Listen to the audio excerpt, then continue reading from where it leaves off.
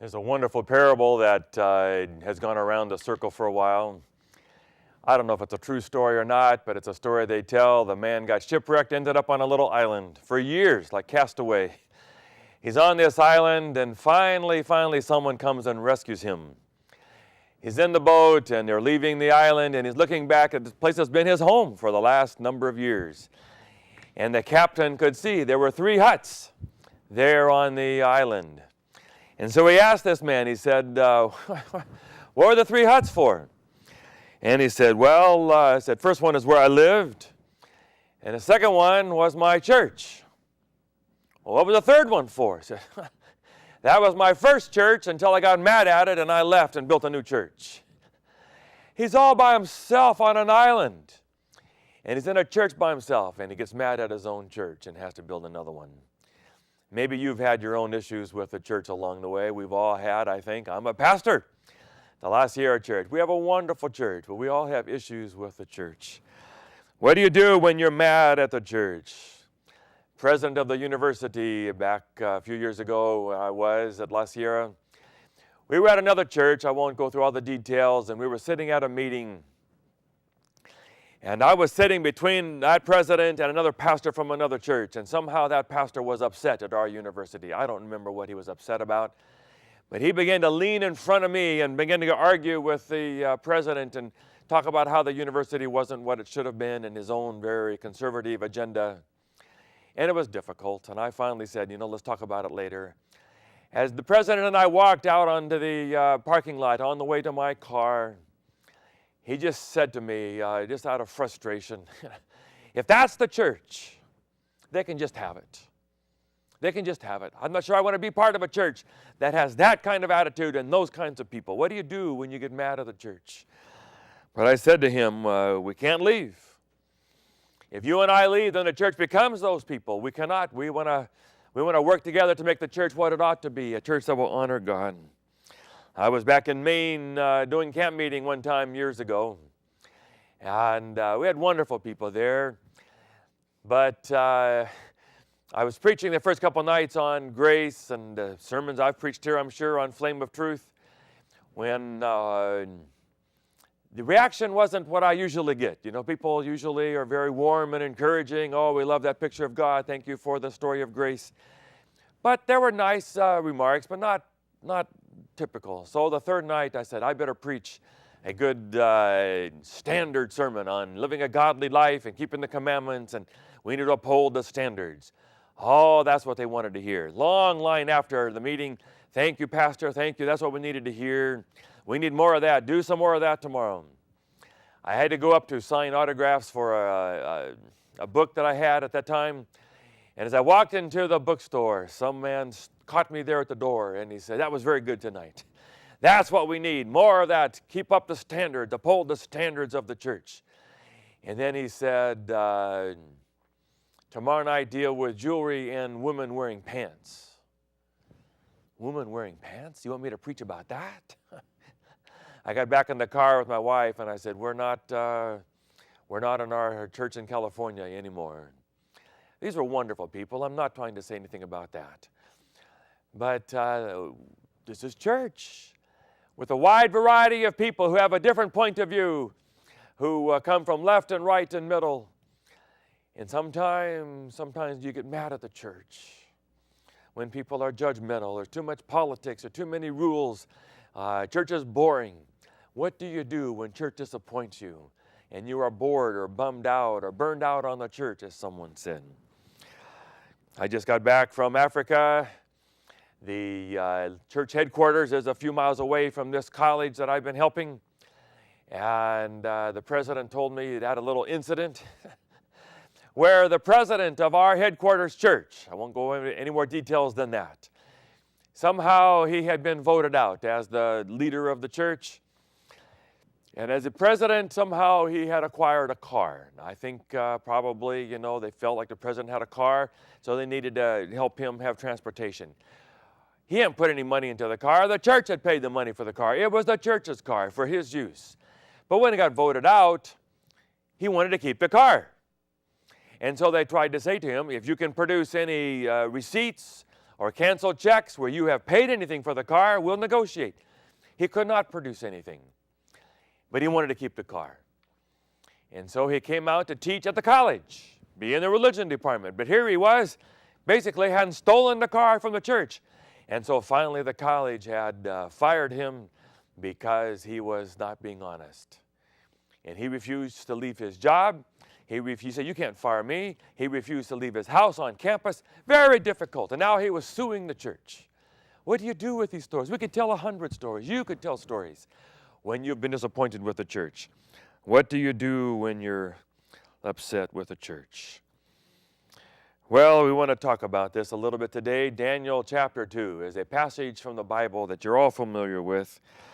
We go through Daniel 2 with the Babylon, Medo-Persia, Greece, and Rome. And we finally come down to the 10 toes of iron and clay and then the stone, the famous stone. And we have in Daniel chapter 2, verses 35 and 36. It says, and the iron, the clay, the bronze, and the silver, and the gold were broken to pieces at the same time and became like chaff on a threshing floor. The wind blew them away without leaving a trace. But the rock that struck the statue became a huge mountain and filled the whole earth. And then we come down to Daniel 2, verse 44. In the time of those kings, the God of heaven will set up a kingdom that will never be destroyed, nor will it be left to another people. It will crush all these kingdoms and bring them to an end, but it will itself endure forever. The stone. The stone. Well, what does this stone have to do with the church? And God is saying ultimately in this passage, whatever you are going through, you may be poor, but you won't be poor forever. You may have gone through a divorce or gone through some other tragic thing in your life. But someday that will be made up for. You may have been sick. You may be in a country where there is suffering. I just came back from Africa. I've been in other countries in the world where you can hardly stand it to see people suffering. People in Iraq, the church in Iraq, struggling. And the message to people who live in these situations is this is not going to last forever. Yes, you may be under Babylon, Medo-Persia, Greece, and Rome, or the 10 toes. But someday a stone is going to come and it's going to set up a kingdom that will never be destroyed. You will not have to go through this forever. That's the good news of Daniel chapter 2. Christ is going to come and set up a kingdom. I've been to the Philippines.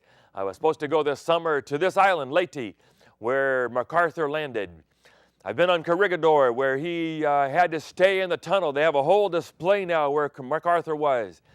And they have a little light and sound show where they feel the ground pounding to understand what it was like when the bombs were pounding on Corregidor 24 hours a day. Finally, they decided they had to get MacArthur off, put him on a little boat to go to a submarine. And before he left, he says, don't you worry, I shall return. Famous story. He came back on Leyte a couple years later, walked onto the water. There's a statue there now on Leyte. MacArthur returned. Jesus says, I will set up my kingdom that'll never be destroyed. So we usually think of this stone as a second coming. But if you look at the Bible, we understand that there's a sense in which Jesus came the first time. Back when he came as a child at Christmas and then died on the cross, that was also maybe the stone. And let me help give you some of the background of this. In Luke chapter 1, verse 31, it says, the angel said to Mary, you are going to give birth to a son. And then in verse 32, he will be great, and he will be called the Son of the Most High. And then verse 33, and he will reign over the house of Jacob forever. His kingdom will never end. It is almost a word-for-word fulfillment of Daniel chapter 2, where it said the kingdom will be set up, and the stone and his kingdom will never end. And now the angel is saying to Mary, the mother of Jesus, your son is going to be that stone. He may look very like every other baby in the world, but he is going to be the beginning of that stone. And Jesus said in Matthew chapter 16, I will build my church. Thou art Peter, but on this rock I will build my church. And so we have this message that Jesus Christ is the stone. Peter himself understood that Christ was the chief cornerstone. And that stone has begun on Christ, on his incarnation, on his life, on his death and his resurrection. That's the beginning of the stone. Yes, the full fulfillment of the stone is at the second coming when it fills the whole earth and the universe. But today, the stone has already begun. And the stone is now 2.3 billion Christians all over the world. The stone's been getting bigger. Every time someone comes to Christ and believes in this picture of God, they become part of the stone. Are you part of the stone today? Well, let's go a little farther. The stone is the church. The stone is the church. If the stone is Christ, and the Christ came to set up the kingdom, then when you accept Christ, you become part of the kingdom. The stone, the mountain, we're doing mountaintop living. The stone and the mountain represent Christ and the church. On this rock I will build my church, and the gates of hell will not prevail against it. And I will give you the keys of the kingdom, which means this, is that if you want to be part of the kingdom, you have to be part of the church. People say to me all the time, I love Jesus and I love God. I have trouble with the church. I have trouble with organized religion. Because the church can make you mad. The church can disappoint you. And you can be bummed out, burnt out on the church. But here it is saying you cannot give up on the church. Because the church is the stone. Jesus is the stone and the church is the stone. The kingdom is the stone. You cannot choose between Jesus and the church. They come together. You can't have a choice. Yes, the church is not perfect. The church can do some outrageous things.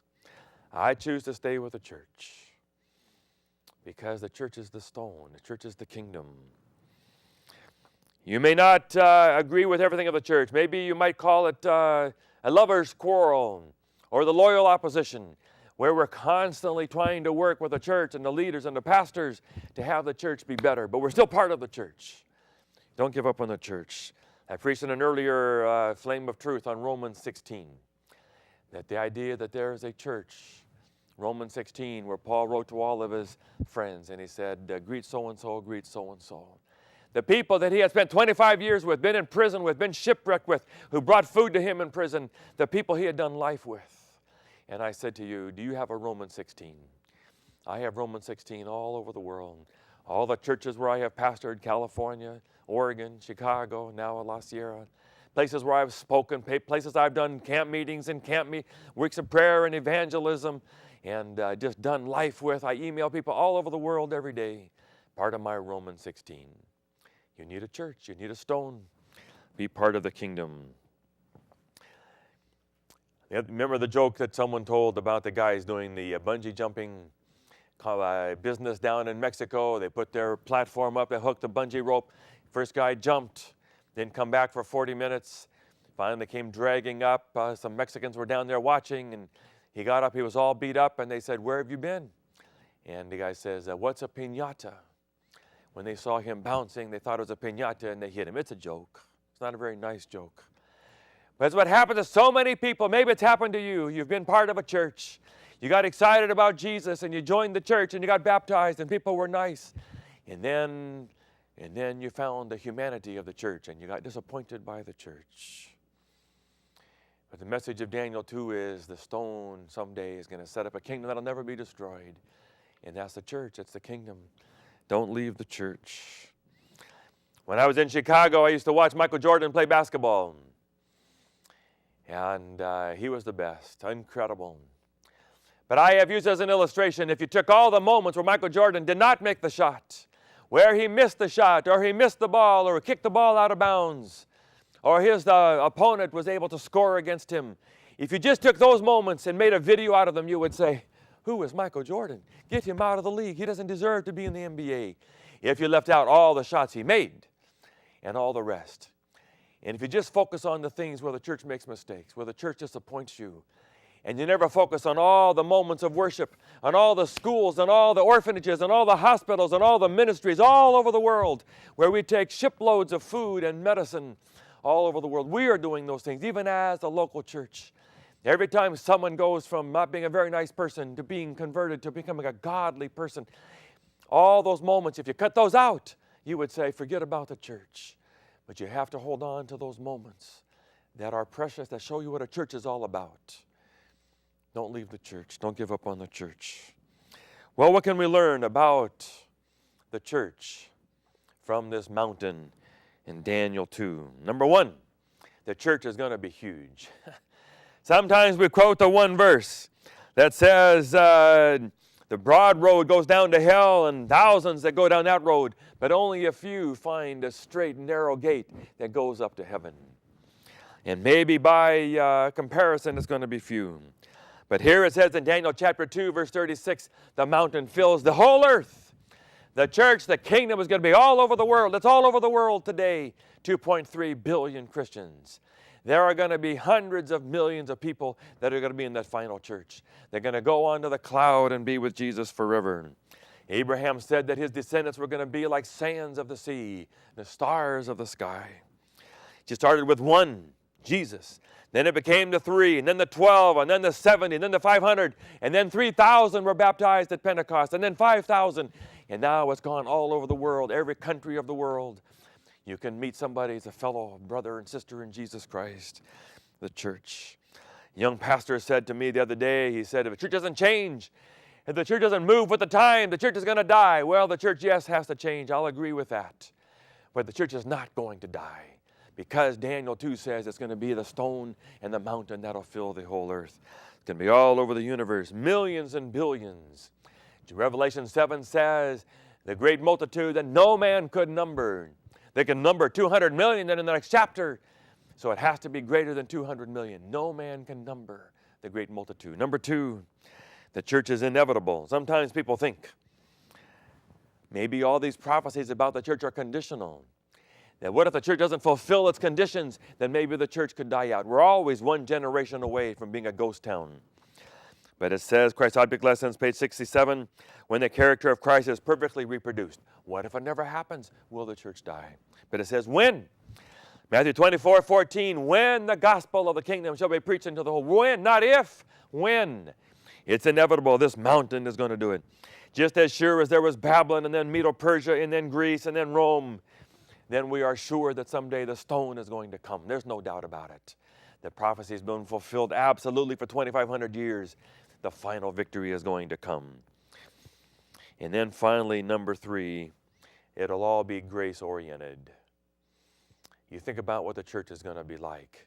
It says it's going to be based on Christ. Christ is the stone. It's not based on anything else. It's not based on our money, our power, what we've accomplished, what we've done. The church is Christ. He is the head. He is the body. It is all Christ. He is the stone. I will build my church. Christ will build the church. The only people who will be in that church at the end of time, who will be standing on the mountain of Zion, will be people based on the stone, part of the stone, part of Christ. It'll be Christ alone and never be anything else. No legalism. The church will not just be people who are the good people. We are not just deciding between the good people and the bad people or the right or the left. It'll be only one group, people who are with Christ. When Noah came out of the ark, remember, there was only one altar. To God. Fear God and give glory to Him. Well, we've got to go quickly to the end. Why should you wait for the last days? The stone is the church. The mountain is the church. In the last days, there's going to be a group of people who are going to be the mountaintop people who have come and stayed faithful to the end. Standing around the throne of God and the Mount Zion, that's the church. And the big books say that Daniel in the Bible is a type or a symbol of the last days, the group of people in the last days. He and his 3 friends, they pass through the fire, the big test there in Daniel chapter 3, and they have a death decree. Daniel does not wait until the end of his life to become a mountaintop person. He started in Daniel 1, where he passed the test on the food. Then Daniel 2, they went in and gave the interpretation for the dream. Daniel 3, the 3 friends. Daniel 4, Daniel 5, he goes in and speaks before the handwriting on the wall. Daniel 6, he is there faithful to God with the lion's den. Daniel didn't wait until the final end to become a mountaintop person. He was righteous. He was a mountaintop person from the very beginning. And so we would like to say Daniel was a mountaintop person when he was 87. Because he started out as a mountaintop person when he was 17. People think you have 2 choices. You can have one choice where you are serious with God all your life, and you go to church, and you give Bible studies, and you keep the Sabbath, and you are a godly, righteous, committed person all your life, and you're part of the final church. Or you could try to go the semi-serious way where you're not quite so serious. You believe in God, but not really active in church, not really a mountaintop person, and then you wait until the end and try to get serious at the very end and become a mountaintop person. And the message of Daniel say, why would you cheat yourself? Why not live at the very best? Live a mountaintop life from the beginning. Daniel 1, Daniel 2, Daniel 3. Live a full Daniel life that will stand out for God. And then finally, would you like to know what a mountaintop life person is like? Daniel is a standout person. Daniel 1, they refuse to eat of the king's food, and they're 10 times smarter than everyone else. Daniel 2, they are the ones who can walk into the king and say, I know the interpretation of your dream, and I can tell this. All the way through, Daniel is a careful person who is living a careful life. I've read a book called The Corporate Athlete. He talks about living and eating a certain way. Why? Not because you want to be healthy, but because you want to be healthy in order to be the best. When you walk into the room at 3 o'clock, and here's a business meeting, and everyone else is tired, and the day is about over, you walk in and you know the most. You're on top of the game. You are the best because you have been eating and living and sleeping at the very best. The reason to live a mountaintop life so that you will be a mountaintop person all the time. You're the best. Daniel was 10 times smarter than everyone else. And so that's why we are Christians. And this book says that I've been reading, it says your needs need to become your wants. We all know we need to eat righteous, need to eat carefully, live to and get enough sleep and exercise and all the rest. But your needs need to become your wants. Do you want to be a mountaintop person, a corporate athlete at your very best? Number 2, you want to be in a small group. When Daniel got in trouble, the decree went out to kill everybody. Daniel went to his small group and they prayed, and he was there. And so you don't wait until the end of the world to become part of a small group and be part of a religious group of people. Daniel was already part of a small group when the crisis came. When Daniel 3 came, he was already part of a group of people like that. Number 3, Daniel had the spirit of the holy gods in him. It's a great, great story. Daniel walks in when the king sees a handwriting on the wall. We've talked about it here before. And all of a sudden, they cannot understand it. They call for Daniel, come in. And he knows the story. He can read the handwriting on the wall. He has the spirit of the holy gods in him. Mountaintop people, the world, the pagan world knows these are the best. They have the Spirit of God in them. They are the most honest. They will help you make money. They will be there for you. They will never let you down. They will always, the word is good. They are the most attractive, the most honest, the most transparent, the most authentic, because the Spirit of the holy gods are in them. That's mountaintop living when you do it your whole life. There's the Sabbath, I think, Daniel 6. Daniel 6, he refuses to change his way of worship. He prays, he opens the window and he prays 3 times a day to God. He refuses to change. We think mountaintop people are the people who will say, I'm not going to change. I'm not going to change what the Bible says about how to worship. If the Bible says to worship on that Sabbath, that's what I will do. They do it just like that. And then finally, mountaintop people stay with the people of God.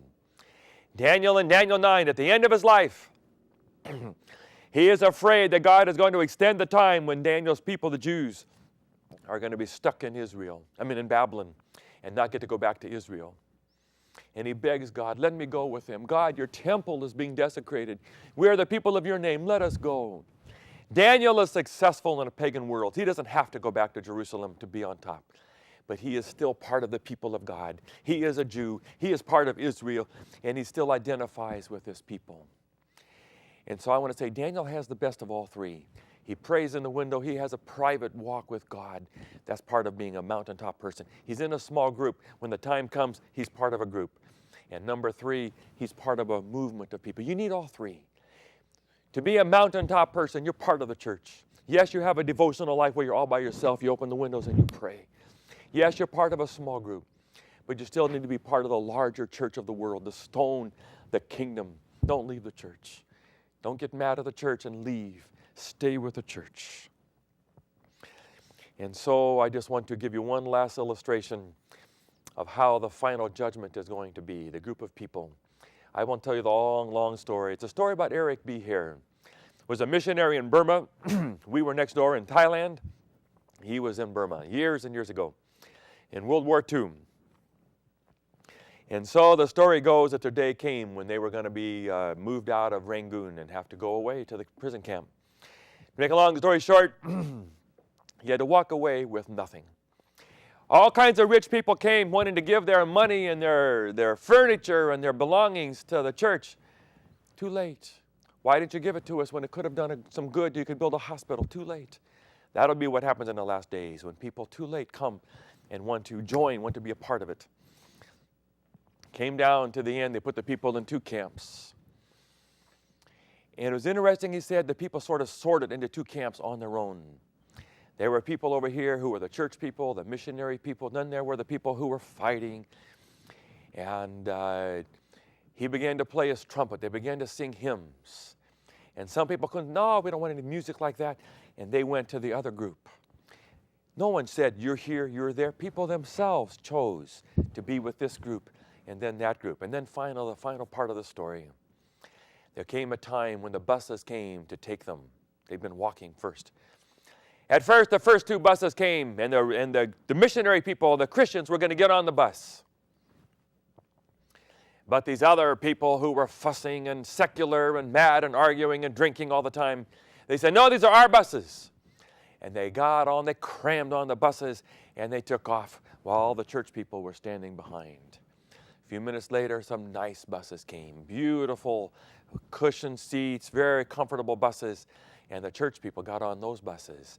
And after a few minutes, they drove and they passed by. Here were the other buses, had broken down, all beat up. The people who wanted to be first, their buses were broken down. The people who were the church people went on the buses and drove right by. And he said, that's the way it's going to be at the end. God does not choose who is in, who is out. People will have chosen all along. What kind of people do you want to be with? You want to be with God people, Him people, Jesus people, servant people, giving people, or do you want to be with the rest of the world? You choose now. You don't wait till the last minute to choose.